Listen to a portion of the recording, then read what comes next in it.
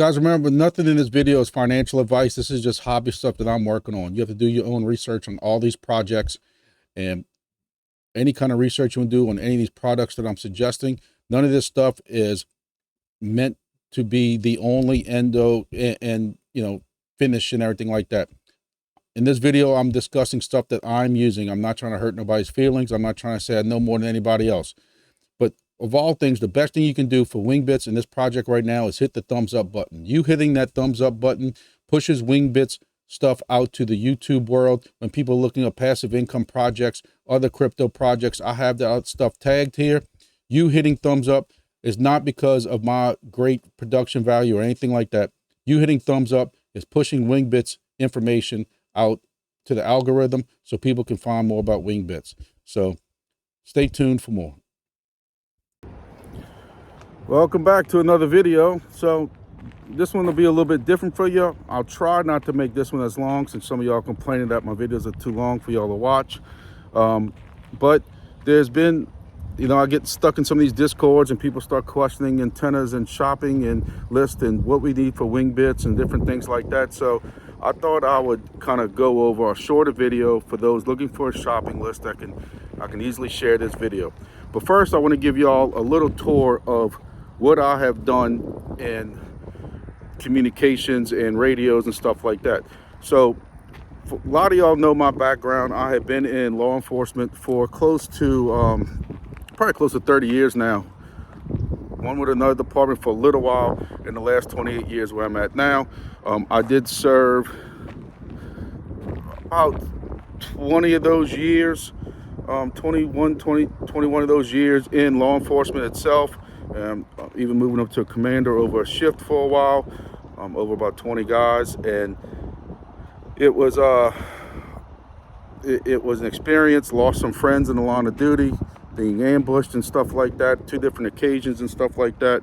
And it's a great job to start when you're 20. I know I was way too young back then. Back then I wanted to be one and I didn't care what anybody said. And now I look back at it now, and I was too young to start at 20.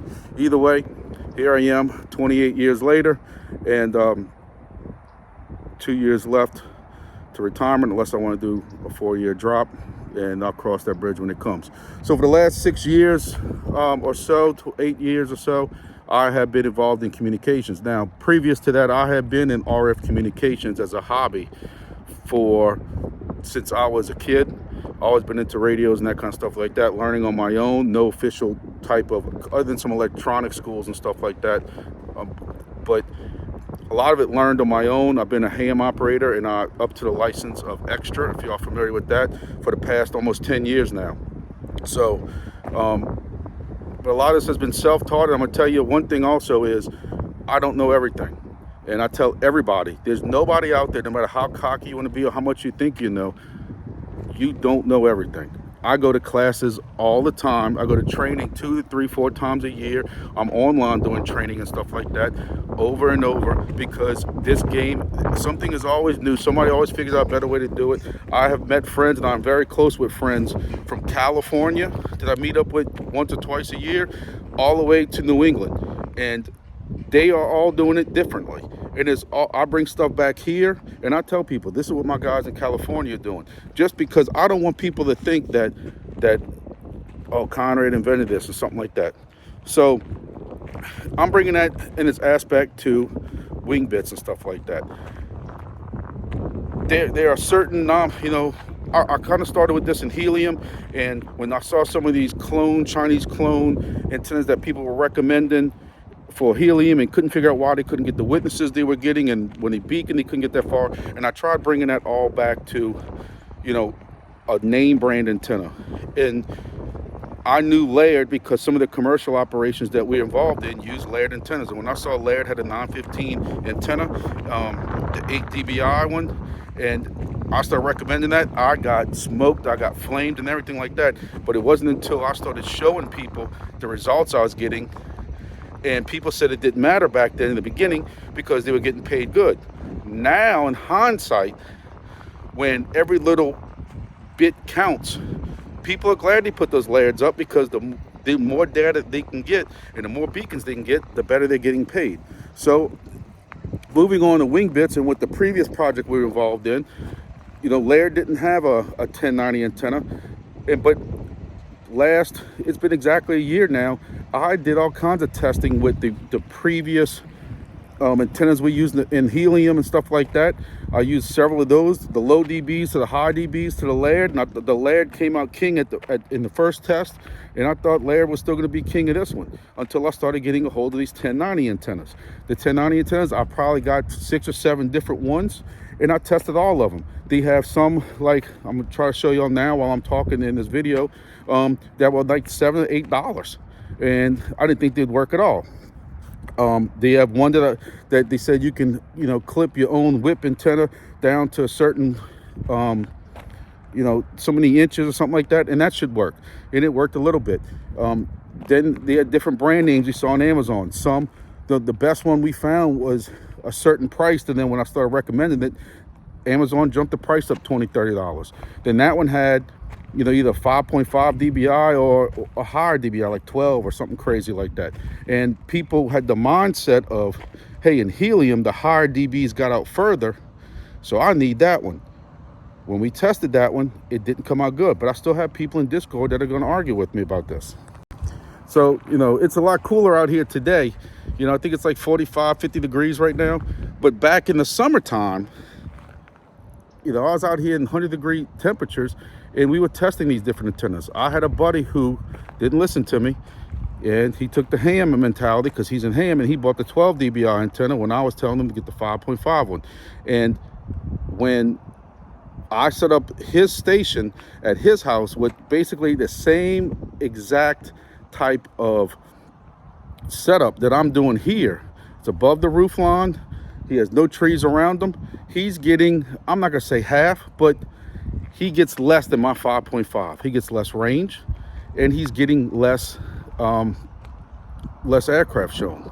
So is it an official test? No. So I will tell y'all before we go any further with this video, I do have a 12 dBi antenna that I have somebody bringing me, and I will do in another video a compared 5.5 to 12 dBi. But as of right now, that has been tested and with identical type setups, just not in the same exact location, about 25 miles as the crow flies from each other. So it's not exact, but just to make some people happy that are arguing, you know, I'll say that. I will say that I did ask in the ham group, how do people feel about DBI as far as receiving? Does that DBI make a difference in receiving? I've had people who argue that it only matters in transmitting. And I'm gonna tell you right now, there was so much arguing in that thread, almost had to shut the thread down. You had some of these older ham guys are so stuck in certain ways, you can never tell me different. And I'll be honest with you, I can lean both ways because I see a difference in the receiving of the DBIs. You can see it in the test that we've done. However, you have people who are going to sit here and say it only matters in transmission. I'm kind of the old school. I think the longer antennas will help at receiving. Not because of DBI, but just because it's a longer surface space that you have to catch signals. If a signal's getting blocked or anything. When you have these small homemade ones that are tuned exactly for that frequency, you only have this much surface space. Hey, I could be wrong. Wouldn't be the first time. Y'all know I'll admit if I was wrong. So I wanted to bring y'all out here and show y'all what I have worked on in my career. So in 2020, we received, or 2018, somewhere around there, we received a grant from Homeland Security to do our own antenna. At one time, we were renting an antenna down the street from somebody or leasing it, and that's how I've talked to some people about leasing antennas and tower space and stuff like that, and I know how much that kind of stuff costs. And we were paying out the nose for it. And one thing is, with us being directly between Baton Rouge and New Orleans, we're kind of like a communications linchpin. During Hurricane Katrina, and I was on the road at this point, I was not involved in communications, but if y'all knew all the stories and stuff in Hurricane Katrina, New Orleans had zero communications with the outside world. Our repeater that's here in LaPlace, Louisiana, was the only communications that could be relayed information from New Orleans to Baton Rouge, which was GOSEP, which is the Homeland Security Office for the state, the Governor's Office of Homeland Security. And that was one ham operator, a good friend of mine, and he relayed all the only communication coming out the city for hours and hours and hours until they can get down there eventually and get some kind of temporary communication up. The only communication for the city, no cell phones, imagine that, nothing. You knew what New Orleans looked like during Katrina, and this repeater in Laplace, which was at one time on top of Water Tower, is what got back to New Orleans. We used that in our grant also, which helped purchase ham repeaters to go on top of this tower. And you see that candelabra that's up there has a VHF repeater, and there's a UHF repeater a little bit underneath that, another UHF one. So fast forward a couple of years, that was like 2020. So Hurricane Ida comes in 2021, and if y'all saw my video yesterday, I had live footage of that I did of Hurricane Ida, and Hurricane Ida knocked our dicks in the dirt out here. And again, all south of us, which would be behind me this way, Lafourche Parish, all the way down to the Gulf, they lost all communications. They lost cell phone towers, everything. Again, the repeaters that I put on top of here, Terrebonne Parish, Lafourche Parish, and us to a point, all communication going to, and then one time I even think St. Charles Parish, all communications going back to GOSEP, to the Office of Homeland Security, was coming through my repeater that I put here. I put it up at 400 feet, and it's become a regional repeater. And I had a ham operator. Some of it was even me. And basically, but now, because of the height I put it at, and because of the setup, with the antenna that I chose, with the feedline that I chose, with the repeater type that I chose. And again, I'm not trying to make this a pat on my back. I'm just trying to say, when people want to argue with me, I kind of know a little bit. But because of that setup I had, we didn't even have to have an operator here. Lafourche could talk directly into this repeater. GOSEP had somebody sitting there, and they could key into this repeater from Baton Rouge, 40 miles away, and hear clearly the people talking down there. So I kind of know a little bit. Going back to this tower, when this tower was designed, I saved this department a lot of money. I did basically everything that I could do on my own that I didn't need a certification for, other than like the environmental, other than some frequency stuff, because I wanted to use somebody who knew a lot more about frequencies to make sure some of these antennas could be close to each other. You know, that's why there's a UHF antenna, the receive antenna, that's on the bottom left right there, but the transmit is on top, or vice versa, because those couldn't be right next to each other. Some of them could be next to each other. You know, I kind of designed all that. You know, Motorola or somebody like that would have charged us hundreds and hundreds of $1,000s just to figure out, hey, what antennas can go where, and that kind of stuff like that. You know, I have Wi-Fi stuff right here for all of our mobile police cars and stuff, so that the Wi-Fi can update programming in our cars and stuff. You know, there's no more of deputies having to bring radios to me to get radios updated and stuff like that when they need new channel stuff. All that's done over Wi-Fi now. I worked out a lease with AT&T. Verizon's going right underneath them, and that money now goes directly into our 911 center budget, because 911 does not get any kind of taxes or stuff like that. So I made sure that when I designed this antenna, that this tower would be able to handle 2 candelabras for cell phones. I have a microwave that goes to another tower right there, and on the back side of that, I have another microwave that goes to our 911 center. And then we have just more stuff on top. If you see that dish right there, that dish is a point-to-point from our crime cameras that goes down to Lake des Allemands. If y'all have ever seen on the map, that is a 14-mile link right there. And when it gets down there, it's carrying about 4 different HD cameras, plus data, plus my Davis weather station that we talked about yesterday. All right, so we moved inside. It's a little bit warmer. And I know that was probably longer, as usual with every one of my videos, longer than y'all probably wanted. But, and again, please don't take this as me bragging or anything like that. Again, I don't know everything at all. I just feel that kind of showing y'all that hopefully shows y'all that I do know a little bit about what I'm talking about. Are there people probably involved in this project that probably know way more than me? Absolutely. There are some things with RF that I am not comfortable with, you know, when it comes down to SWRs and tuning duplexers and all that kind of stuff like that. I don't have a lot of that equipment and things like that, so I don't know everything, and I'm not claiming to know everything, but my setups are working. You know, majority of the setups down here in Louisiana are mine, and I think, you know, I'm doing pretty good on stats. I don't know what everybody else is averaging. I know they had some people talking about it. I seem to be higher than some people. I do have more, you know, stations, so that I'm sure that helps also. But and plus, with this kind of bragging type thing, it made me kind of get off my butt and go get some of these miners back online. Like if you see this one right here was offline earlier, and kind of get some of these things offline. And I also like this because it shows me that, you know, when some of these stations get lower, this red one's the one at my house, and for some reason it's a little bit lower. They do have less flights on the weekend. So, you know, it's something that you got to take into consideration. But so let's get started on what y'all came here for this video for is, what do y'all need to get started on Wingbits? Well, the number one item that I suggest to everybody, that I've pushed to everybody in every video, is currently sold out on Amazon. Thank y'all very much. Congratulations.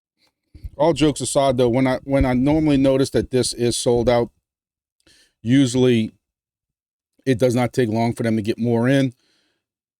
There'll be an argument all day, every day, on which one of these is better between that one or the one from FlightAway. And I will be perfectly clear, it doesn't matter. It's personal preference. I have tested both of these together, back to back, 24 hours at a time, and I'm going to tell you, the stats were nearly identical. They might even be the same exact thing inside, being made by a third party and being sold to FlightAware and to AirNav radar box or whoever like that. I don't know. I'm just going to tell you that it's all personal preference at this point. You know, I bought 18 of these for a reason. And what I like about these is, when they were for sale, was, you know, they were $35 or something like that. And, you know, these are $39. But if you are a member of Prime, then you got free shipping on this. And it normally came within 2 or 3 days. Another issue I found is, if you do get one in that doesn't work, it's a lot easier to return. Now, with the other one, I don't know how difficult or how easy it would be to return if you had to return it. Another thing is, with the issue is with shipping. On this one, by the time I had to pay tax and pay shipping on it, it was $20 more. So I ended up paying almost $60 something for this one versus the 35 or something, whatever I did to pay for this one. Now, if you're trying to get this set up before the end of the month, you might not have no choice but to go with the FlightAware version. I don't know how long it takes. I ordered this back last year at this time. It was probably April or May when I was doing a lot of this test for the previous project. I can't tell you how long it took to come in, you know, or anything like that. But again, just to be clear, because I see people arguing about it, they both have filters. They both have amplifiers in them, amplifiers that are tuned for the frequency they need to be. So it's all personal preference at this point. I like the ease of Amazon. I ordered 18 of them. I think 2 may have failed in the 18 I had. They were all exterior type installs that host different locations and stuff out in the elements. I don't know if I had like a power surge or anything like that might have zapped it. But so, you know, you're talking about 10 months and 2 failures with all the electricity power issues cutting out and different things like that. Now, I've had some people ask about the version like this. I have not tested it. I can tell you that I had a version similar to this one. It didn't say Icarus flights on it. It just had the ADS-B exchange on the side of it. And I can tell you it did not function anywhere as good or as close as the green one or the FlightAware one also. I have noticed that FlightAware now sells a Pi 0 with the card you need, with the power supply you would need, and everything else all together. So if you need a Pi and everything like that, I would not use this antenna. I would chunk the antenna as soon as you get it. We're going to talk about antennas in a minute. But again, if you need a Pi and everything like that, and you need a power supply, you need a SD card for your Pi and all that stuff like that, this might be something you might want to look at. And also, I've seen a lot of talk on and off about using bandpass filters, notch filters, or anything like that. If you're using one of the ones that we recommend, it already has a filter in it. You don't need to double filter it. These filters work great. So that's why you're paying for this one, is because it says on it that it has the integrated filter, and it has the amplifier, and it has some kind of ESD protection, you know, whatever that's supposed to mean. So you don't need to do any kind of filters. You know, we're not setting up $1 million radio systems or anything like that. And I'm going to go in a second to what my coverage has been, but just bear with me for now. But so we're going to go to antennas, because, you know, normally in radio systems, especially ham radio systems, most hams will tell you this, and to a point, even some of these other commercial radio systems, they'll tell you, you know, if you're on a budget, you want to spend more of your budget on an antenna versus the radio or anything like that.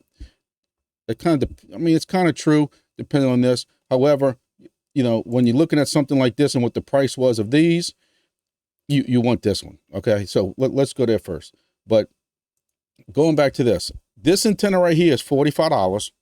And when you compare it to what we were spending for helium type antennas, you know, this was the king of the king, the FG9026 from Laird that I pushed on a lot of people. Almost all my heliums have this antenna. They were even more when we were all purchasing them at one time. You know, they were going for $165, $175 before shipping another $20, $30 on it. So when you compare that to this, it's great.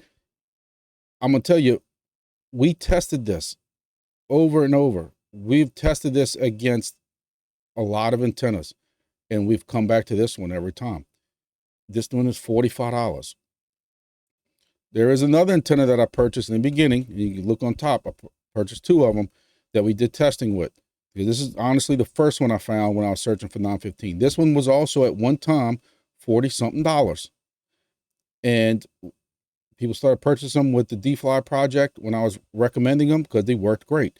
And Amazon jumped the price up to $67. This is where a lot of this argument comes in, is there's also a 12 dBi antenna. And while it is 47 inches long, I can tell you, I've set one of these up at my friend's house. He is not getting the same results at the same height, same kind of clearance, only 20, 30 miles south of me. He's closer to the Gulf, so he should have more open water and stuff. And he's not getting the same results that I'm getting. But because I still have people arguing with me, I do have somebody bringing me one of these antennas. I don't know when I'm going to meet up with them, but I will do a video strictly side by side of this antenna going against this antenna, just to show that this dBi thing in this project, because of the heights of these aircraft, I believe, doesn't matter. But going against what I just said in the beginning of this video, one thing I will say is this antenna is 26 inches long. And you look at this one, it's 47 inches long. So it does have higher capture area. So we will see how it turns out. But what I will say is, I know some people have gotten the Signal Plus antenna, this one right here, and it does work. And it works well. It just is not, I'm going to tell you, it's very darn near close to this other antenna. I mean, probably a few flight difference. I think this one with a little bit of a couple of inches taller helps it out a little bit. But when you look at the price difference, $44.95 to $67, it's not worth, this one's not worth that. It's not. Another antenna that for some people, if you ever saw my HOA video that I did for my sister, she has a very, very, very strict HOA. You can't put anything outside that house. anything, a barbecue pit. That's about it. She wanted to be involved in something. So what we found her,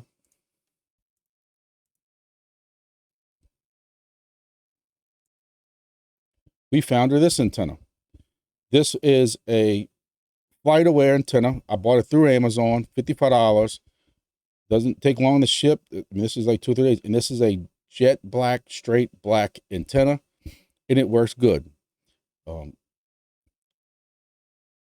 It works pretty much the same as the other two antennas that I've seen. But it's jet black. I don't know how long that black's gonna last in the sun, but my sister has black gutters. And so in the back of her house, I zip tied this. I used electrical tape for the brackets and stuff like that, over the brackets and different things like that. And I wish I could zoom up on it. And it works. I'm gonna tell you it works. I believe that this is the same antenna on the FlightAware website. It looks identical. It says FlightAware. It is $49.99. This one has a FlightAware label on it. This one says FlightAware, but it doesn't have a FlightAware label on it. I don't know. I'm not going to vouch for either one of them, but I will say that if you need a black antenna, these antennas do work well. There's also this white one. You can see I purchased it twice.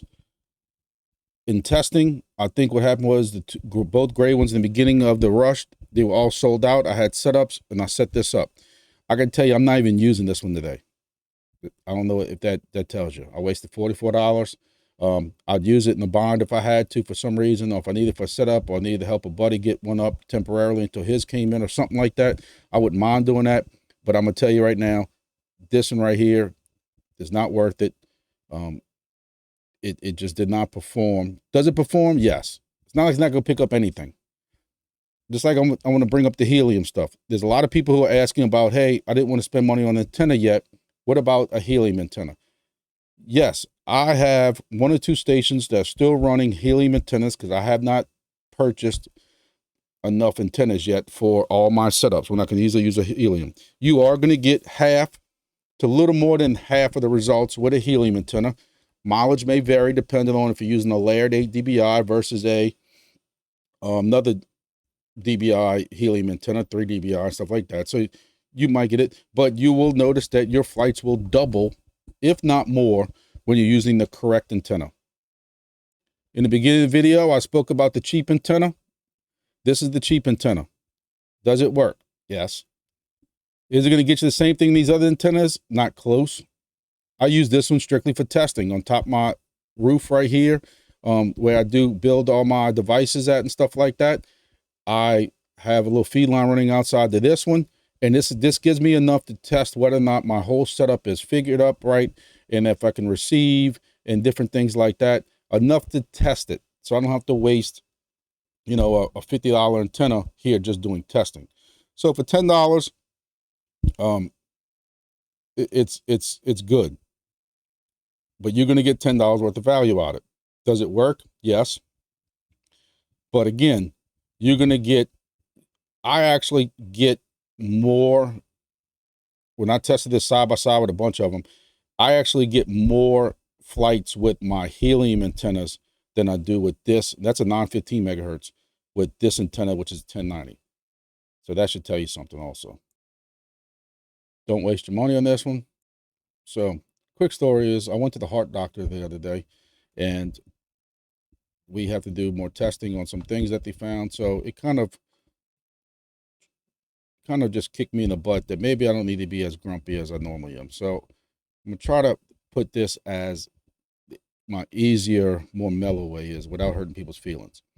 I understand that there are people and Wingbits that are sharing this, mainly because it has the antenna in addition to the ADS-B thing in it, the radar stick, SDR, whatever you want to call it. And I can understand, hey, you're getting both of them, but in the testing that we did, there's two main issues with this antenna. One's a slight issue and one's a serious issue. My slight issue is in testing, This did not, this basically performed the same as that white antenna I told you earlier. Will this perform better than the Helium antenna? Yes. Will this perform better than that little PCB board antenna? Yes. Will this perform as good as the gray antennas that I've showed you, or that black antenna that I showed you, or the other gray antenna from FlightAware? Not close. My biggest issue I have with this antenna is that the feed line is attached permanently to the bottom of this antenna. Nicks happen when you're trying to tuck an antenna somewhere. You're trying to move it through rafters or anything like that, because this antenna has to be outside. These subs have to be outside. Something ever happens to this feed line. Look, I do it. I sliced one right in half with a razor one time. I was trying to cut a zip tie off, and I missed. This antenna is worthless after you cut anything. If you nick this feed line, anything. And I think that's the biggest hiccup I have more than anything with it, is you've wasted your $99. You know, and here they are here. Now it's $89 without the SDR. So basically they're trying to charge you $10 for an SDR. I will say for AirNav, for how great that SDR works, because they're the ones that make that green SDR. For how great and phenomenal this works, I'm extremely disappointed in them in their antenna. I don't know if it's a completely different company that designed it or what. I don't know, but it's just stay away from it if you can. If you really, really want the green SDR right now, as of this recording on February 18th, you don't have a choice but to get that one. I don't know if I would pay $99 just to get a green SDR, and I love them. I love them. I won't set up another Wingbits device without a green SDR. But I would take my chances on getting this in and spending extra $20 on shipping and an extra 4 or 5 days waiting on it. I would get this before I got that bundle and paid $99 for it. So to help y'all out, to know if y'all want to find an easier way to find all this stuff like that, when you go into my videos, I do have links for this stuff. All full disclosure, because somebody got on me one time about this. Yes, I make 7 cents off of y'all clicking on my link and buying the device. Sue me. You know, instead of working overtime at my real job, I'm doing YouTube videos to help y'all out. Another thing is, I buy stuff to test out for y'all. This stuff kind of helps that out. I had defli try to tell people that I made hundreds and hundreds of dollars off of this. I don't know what the hell they're talking about. I haven't received a compensation for this since maybe October, and that means I've made less than $10 every month, so bite me. So yes, there's links here. The links do help you out. The links help me out. But when you go to click the one for the SDR, it does bring you to the Amazon one that's currently sold out. I will see if I can put a link up for the blue one. The next thing is, I do suggest, highly suggest, because I've had an issue with one time where it broke the little USB off of the device when it bent. So, or it screwed it up on the inside. So I do suggest to people to do some kind of strain relief on the USBs. And they have some that are just straight like this. And they have some that are like this that have the little right angle type thing. This is what I've switched to also. So I got to change my link, but I'll have a link to both of them in both my descriptions. But I highly suggest that y'all try this. Also, I did, this was a quick search, but it says, you know, I purchased it 5 times, but there were some at some point. I saw people saying that they failed after a certain point. So I'll check the ratings on these to see if anybody's complaining about that. I don't know which ones the people in Discord were buying, but you know, if you ever have any kind of failure or anything where your device is not seeing your SDR, make sure you remove this, plug it directly in to see if that could be the issue. I haven't had any fail yet, but you know, I'm just kind of giving you all that heads up on that. Feedline. Feedline is another thing that we can start talking about that could last way longer than y'all want this video to last. I have links in my feed for Feedline that go directly from the connector that's on here, which if you look right click, there's a little middle element, if you want to call it, that has to go into this SDR. All right. This SDR has a female on the inside. One of the biggest issues we had in the beginning was with a Helium device. The Helium device on this side, which should be the female, is reverse RP, reverse polarity. There's a little pin in here. So if you're using a feed line from Helium and trying to swap this device out or use this device reprogrammed or whatever you want to call it, these are different. See, even though they both got the threads on them, they're different. This one has a pin in the middle, this one don't. So you have to make sure you get one with, like this is showing you, the pin in the middle for the female side of this. Or they do sell little adapters. Now, what size feed line? If you're running, 10, maybe 15 feet or less, you can get by with this thinner 240 stuff. But when you start getting into these higher megahertzes, and you're talking about going to 35, 50 feet into these higher megahertz, which is where this is, you start getting a lot of loss. Now, I will say, before anybody flames me, yes, there's more loss on the transmit side than the receive side, but there is loss on the receive side. Look at TV antennas and stuff like that. When they start talking about running very long, RG6 and stuff like that, there is loss on that. So I'm not gonna sit and lie to you. I'm running 20, 25 feet of this K240 stuff or whatever it is. Some of them antennas that we showed have a feed line that comes with it, 30 feet, and I'm still getting 200 antennas. Can you get by with 15, 20, 25 feet? Absolutely. Absolutely. Do I suggest if you want the best setup at all with the maximum results? No. Once you get over 10 feet, I would move it up to a LMR 400. So I have right here on here, over 15 feet, you want to go move up to an LMR 400. This brand calls it KMR 400, but it has less loss. And again, it has the right connector on it. It's thicker, and it has the right connector on the other end for the antenna. Again, I would suggest this 15 feet. And if you need longer than that, you can find some, for longer than 15 feet. But I'd highly suggest using the LMR 400 from this up to, this is me, don't flame me, 75, 80 feet. I think you can run LMR 400 on this because you're not transmitting. I do have a setup that's going 115 feet about with LMR 400 because that's all I had available at the time. I just don't know if I'm willing to spend right now what LMR 600 costs, which is basically hardline. And when y'all get the price on that on a project that's not rewarding yet, hey, if y'all want to willing to take the chance on that, y'all want the absolute best setup, hey, go for it. That's y'all. Me, I got all these stations and stuff like that. I'm not taking that chance just quite yet, especially when I don't see that much, loss from it. Now, again, this is, I was taught this a long time ago. Do as I say, not as I do. Am I going to sit there and tell you that I have a lightning arrestor on every one of my setups? No, I'm not going to sit there and tell you that. Am I going to tell you the right way to do it?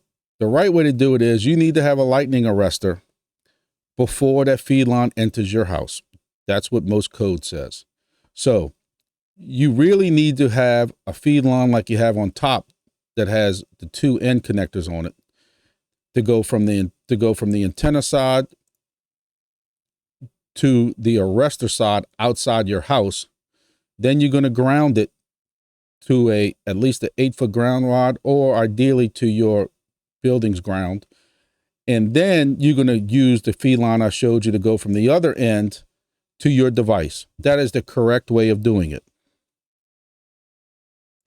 Now, you can see I purchased this 5 times. What I have done on my devices, and I'll show you the box I'm using for outside, but on some of my devices that I'm trying to protect, especially my Helium devices at the time that were making pretty good money, I wanted to protect them as much as possible. They're not really going inside of a structure. So what did I do is I bought one of these. This side will fit on the antenna.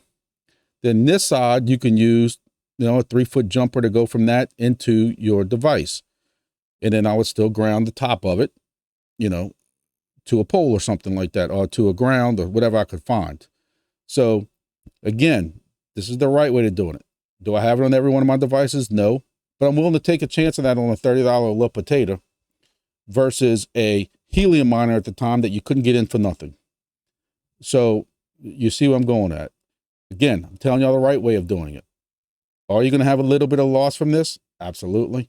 But it ain't going to be much that's noticeable. And how much loss are you going to have if you get a power surge or you get lightning in the area and you lose the device? One thing I will say before anybody again argues with me is nothing is going to protect this device from a direct lightning strike. If a direct lightning strike hits this box, hits this antenna, goes into this box, it's toasted. You're going to have to peel it off the side of the tower or whatever it's at. Good luck to you. What this does do is there's always static in the air. If it's even a dry wind, no rain, no lightning around, if it's a very dry wind, a lot of dust and stuff like that, that's basically like static buildup, like you would see on your clothes sometimes and things like that. That static builds up on that antenna, which will go into that feed line and into the device and possibly zap that SDR at best, if not the whole device. So this dissipates that lightning on that static electricity that's building up and dissipates it into ground so it does not go into your device. That's what this is for.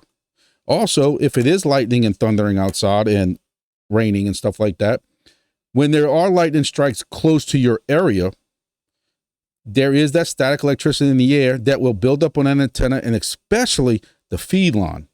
And if I had pictures, I could show you of a lightning strike in my backyard when it hit my feed line of my ham antenna and put a hole in my ground. And I was 40 feet away from it. It was a colon cleansing experience. But this is made to dissipate a lot of that kind of stuff. Yes, it's called a lightning arrestor. I understand that. Yes, I know my tower has probably been struck with lightning, but if you knew the grounding, the R56 code that Motorola does on that, it's stupid. But I suggest these. I also have a link inside of that YouTube video for a connector. If you want to use that feed line so you don't have to spend $15, $20, $30 on feed line, and you want to use that feed line that you once had for Helium, you can. All you need to do is buy this little adapter. This little adapter on one side has the pin that you need that accepts it from the Helium device, the feed line, and it changes that polarity and to the pin that you need. These were a lot more popular when you could not get a Pi for anything, or Pis were outrageously priced. I know they got Pi 5s coming out. There's still some Pi 4s out there, maybe in front of Pi 3 somewhere. So prices are coming down a little bit better. But I have several of these deployed, and I like them. They're very simple. Le potatoes, you've heard me talk about them before, and they work. I've been told that you can put Raspbian on this. I've never tried it. I've always had my own OS for this with the previous project, and I've just converted those over to Wingbits and stuff like that. I am waiting on the guys from Bit Harvest because it does kind of take a little bit of a different OS. I'm letting them, they're coming out with a firmware for this Le potatoes, but I bet I have, you can see I have 8 of these purchased. I think 2 of them went to family members or friends or something like that. So I probably got 5 or 6 of these deployed right now.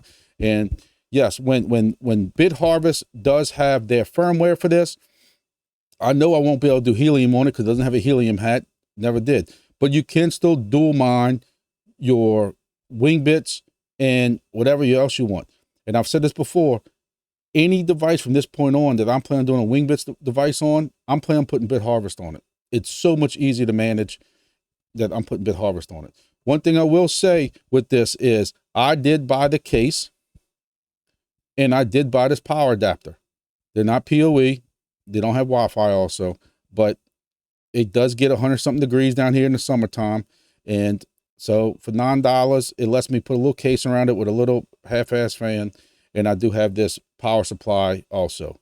So, another $10, $20 or something like that for this whole device, $55 for the whole thing.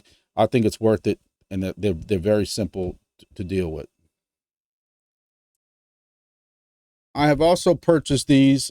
These are enclosures. You can pick the different sizes you want and everything like that. I'm going to tell you, I had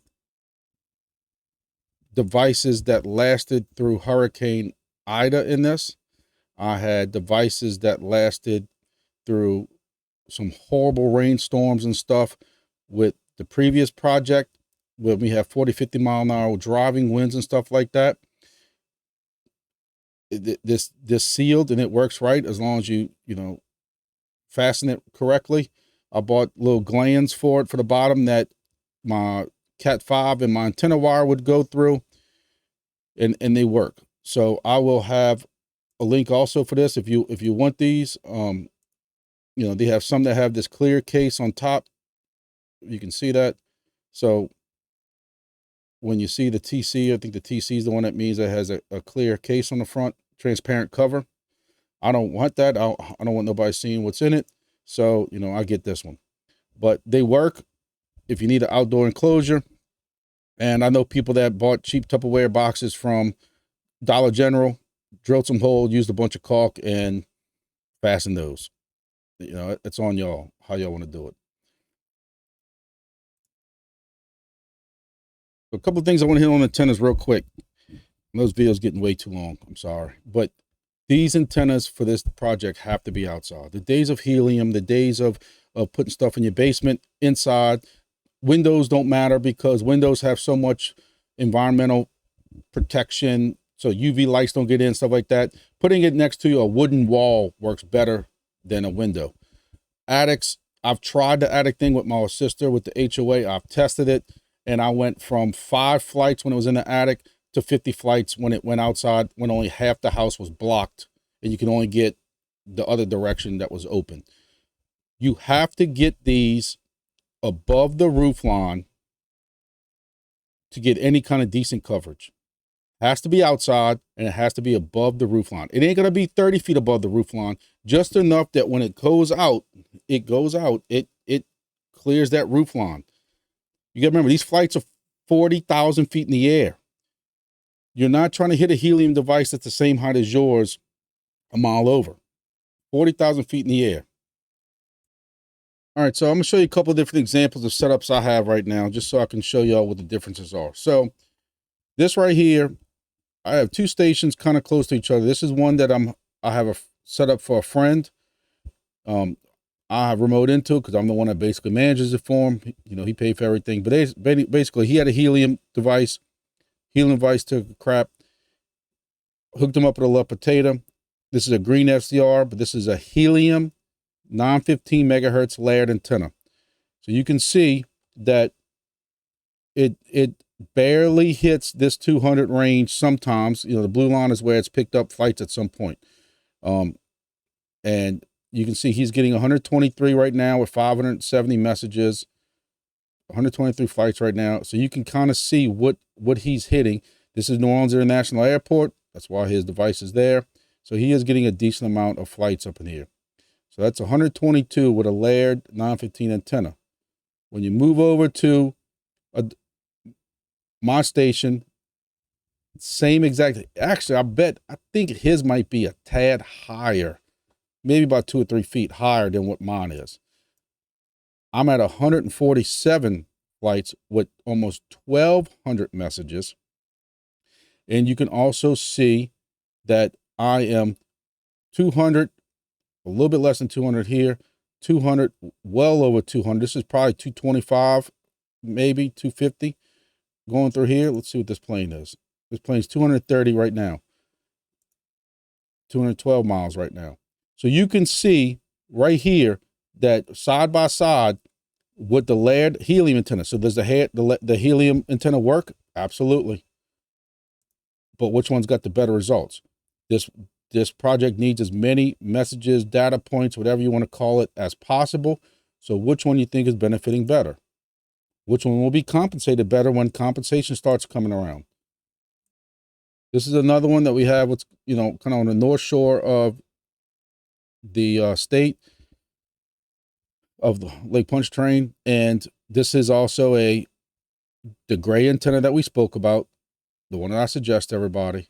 And this one has 156 flights right now, 720. Again, this is a Sunday. Sunday, 2 o'clock. There's a lot less flights out there and stuff like that too. There is one tree towards this part right here. You can see what happens when And look, this tree's basically almost like on top of it. I just want you to know that. It's not like it's further out. It's basically, but hey, I installed it where I can install it at. But you can see that I'm consistently getting over 200 miles. Other than this one direction, I'm getting 200 miles all the way around, 200 miles plus with this setup also. Again, this is the gray antenna.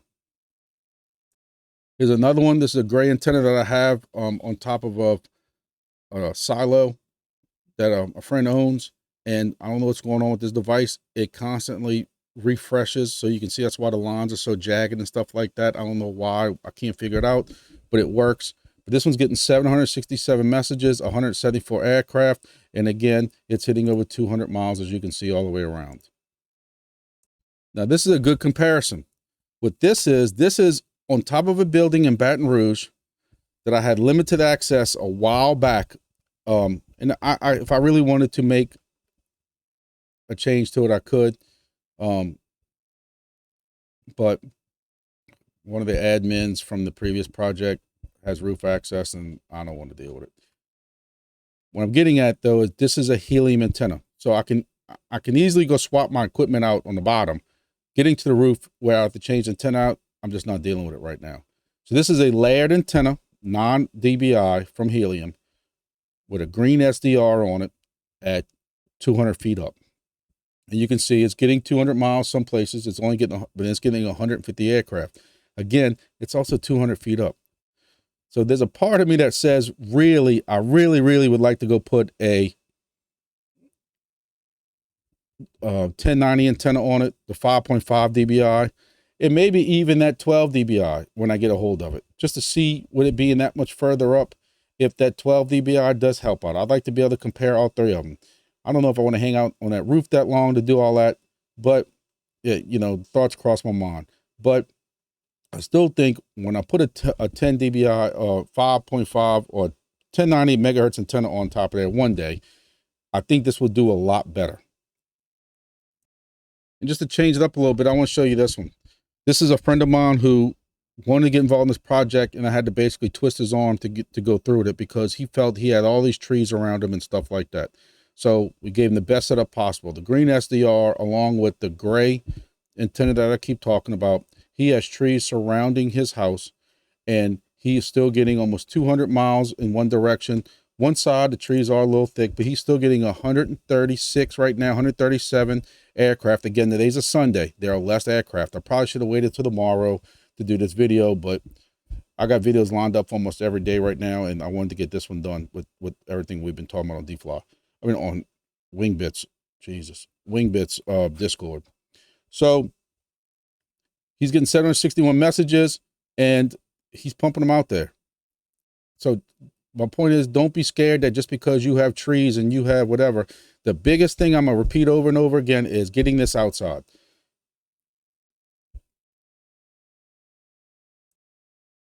And just last one, I showed this video the other day. There was a power surge, a power cutout. We had some bad weather come through, I think like 2 days ago. So apparently where this station's hosted at must have lost power because this is all cleared out now. But in my video, when I talked about the new hex program with BitHarvest, I showed y'all this. And what this is this is a station I have 15 feet off the ground, green SDR, with a gray 1090 antenna like I talk about. And can't get my hat straight for nothing. But when you look at these mileages up here and where this is hitting, almost to Atlanta, down here onto the Florida coast, I also showed that this was 420 miles. Now, am I getting that every day? Absolutely not, because you can see in the last 2 days I have not hit that. But it is what the capability is to it. Also, with the fact that there's water right here, kind of close to where it is, there's nothing obscuring it. I'm sure that helped a little bit also.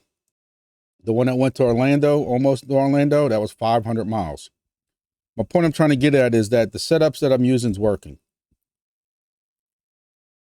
And one last thing I want to hit on, again, not here to hurt people's feelings, but I've seen more and more people start talking about running splitters, these Y splitters, and running two different antennas and all this stuff like that. It's not necessary. Will it work? Yes, it will work. These people have showed us in the descriptions in Discord that the results they're getting. But if you're getting, like I'm getting during the week, 200, 250 flights with thousands of messages, how much better do you want it? You're gonna pay for this, pay for more antennas, have more of a setup that your wife's gonna get upset with you about, and for what? For a couple more flights? You know, some of these splitters, you lose signal, and or it causes more, you know, more issues than what it's worth.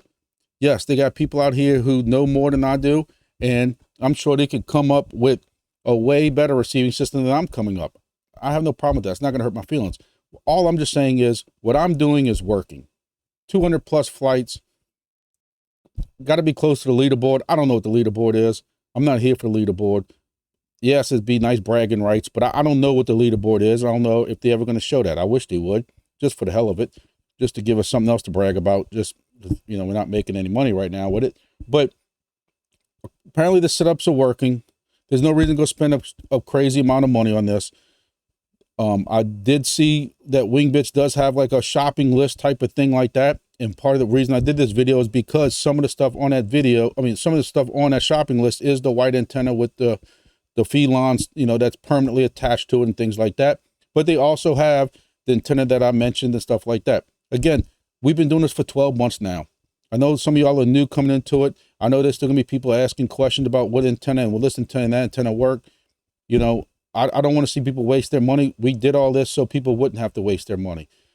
I know if you're on the UK side, Wingbits has a docs.wingbits.com has down here, you know, the hardware needed, kind of like a shopping list and stuff like that. United States, majority of everything I talked about is for the United States, but there's a Europe section. And on the Europe section, they do have where you can pick your own, you know, items and stuff like that. And one of them is going to be the Pi Hut stuff, since a lot of the stuff that is not in the US Amazon, for some reason, not in the UK's Amazon. I do see that one of their links, this is new, what I was getting at, and now I got to change directions. This antenna for the longest time, I had a lot of people contacting, was not available on a UK version of Amazon. I see it is now. Grab it while you can, because normally it's not here, and normally it's not listed. Normally they have this version, which is the pot. Amazon for UK normally has this Pi Hut version of this antenna. And I've seen the people, they've contacted me, and they've had great results. When they could not get the antenna that I normally choose in the UK, Amazon had, when you look up 1090 antennas, it said the Pi Hut. And that is normally what they're using on the UK. So if you can get either one of these antennas where you're located at, and whatever part of the world you're located at, these are the two antennas, again, over and over, that I would get. And again, this other one that they suggest, pass, hard pass, pass. So, I mean, these guys are trying to help everybody out. They're trying to make it as simple as possible. I have no disrespect for them, because this was needed, a good shopping list like this. I'm not knocking the people that did this, but, you know, they even actually said on here that this is considered a negative because this cable cannot be removed. It's kind of long at 30 feet. If you don't need 30 feet, do not put 30 feet of this thin line cable on there. You're losing some signal. This antenna is the one that y'all know how I feel about it. I don't need to rehash it. So make sure you jump into the Wingbits Discord. There is a lot of information, a lot of people helping, people from the Wingbits team itself, and a lot of us that know a little bit from other projects that are in here helping people out. There's a hardware section too, where you can ask questions about the different hardware and different things like that, what you can and can't use, cringe, and, you know, some setup photos and different things like that. Oh God, man. I get triggered every time I see this freaking antenna. Ah, what is this? No. I know Wagner's not doing this. I think he's doing that just to trigger people. Then this project, the antenna has to be outside. Outside. Planes fly outside. If they're flying in your house, there's something wrong. Anyway, so Thank y'all for watching this video. I'm sorry I made it so long, because I swear after the last 2 videos and everybody complaining, I did not want to keep it long. So I'll put chapters into it so that y'all can skip around and you know, pass over my showboat in the beginning and stuff like that. So, but make sure y'all like this video if y'all liked a little bit about it. And you like the video because you want to push Wingbits content out there. I try to tell everybody every time, liking these videos helps the project push out through YouTube's algorithm more than anything else, more than my screwed up production value, cost, whatever. And maybe one day I'll quit spending money on crypto and finish my computer build that I got half built at my house right now.